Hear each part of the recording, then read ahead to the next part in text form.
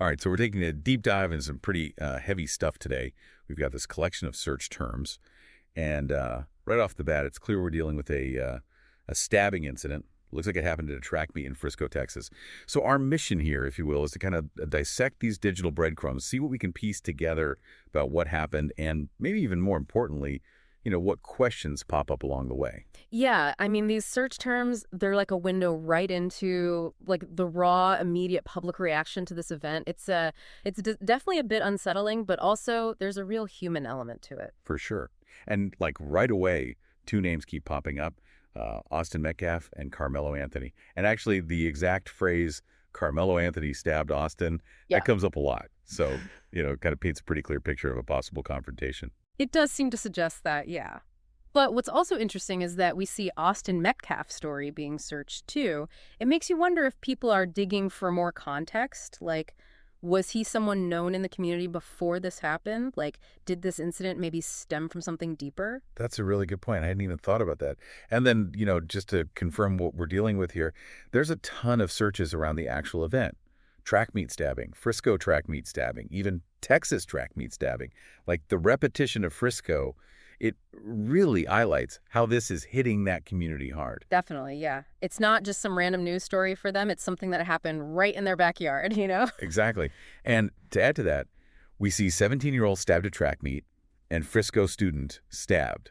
So right away, we know the victim's age and that they were a student at a school in Frisco. And knowing that, it's a 17-year-old student at a school event, well, naturally, you start thinking about the school district. And wouldn't you know it, Frisco is stipped is another term that shows up in the searches. Now, here's where things get even more interesting. GoFundMe, or GoFundMe, that pops up quite a bit. But even more specific, Justice for Karmelo GoFundMe and Austin Metcalf GoFundMe. So clearly, people are reacting to this. They're trying to raise funds. And it seems like maybe for both individuals involved. The fact that there are potentially GoFundMe campaigns for both the alleged assailant and the victim, that really jumps out at me. It suggests a community that's not jumping to conclusions. Maybe they're trying to support everyone affected, regardless of what went down, which, that adds a whole other layer of complexity to this. It's not just a clear-cut good guy, bad guy situation. Yeah, it definitely makes you think. And then we see Instagram in the mix, too. So social media, as always these days, is likely playing a huge role in how this whole thing is being discussed and perceived. Social media, it's like a wildfire, right? It spreads information, speculation, emotion, all of it super fast. So seeing it here, yeah, it's pretty much a given that it's playing into the whole narrative. Makes sense. Oh, and one more name we should mention, Hunter Metcalf. It's probably safe to assume that's a family member of Austin Metcalf, maybe a brother or something. Yeah, that's a fair guess.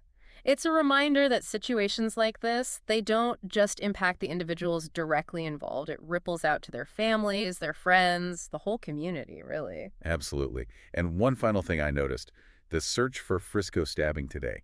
So this all went down really recently, like right around the time these searches were happening. So this is a story that's still unfolding, There's probably more information to come, more details to uncover. So just to recap real quick, what we've gathered here is that a 17-year-old student was stabbed at a track meet in Frisco, Texas.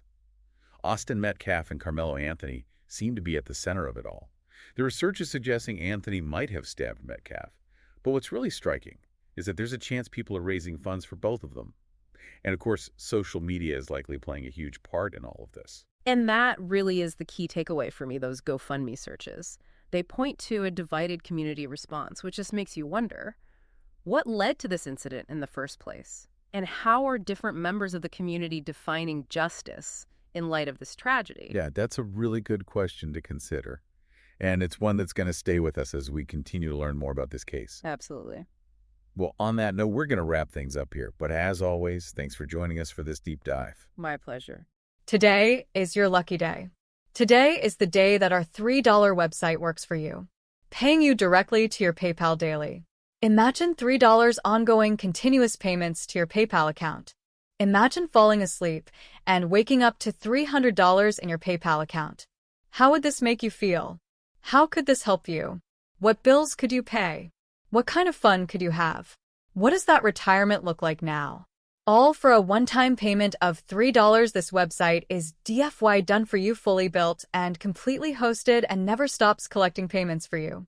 You have spent $3 on coffee on a regular, but that coffee won't help you create multiple streams of income. Click the link below.